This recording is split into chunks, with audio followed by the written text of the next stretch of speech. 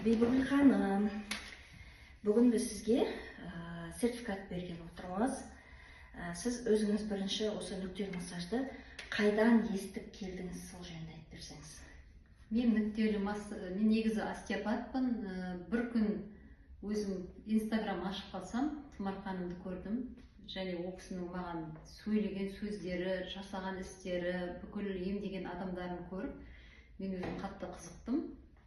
Мен де соған келіп, неге оқымасқа деп осы кісіге келдім. Өзіме бірден талап қойдым, мен сізге барам деп, сол моментінде түн болса да хабарластым. Бұл кісі келіңіз, үйден өзім көрсетем, бәрін қолыңызбен ұстап үйретем дегеннен кейін осы кісіге келдім. Алла жол берді. Енді қалай қолыңыздан ұстап үйретті ма?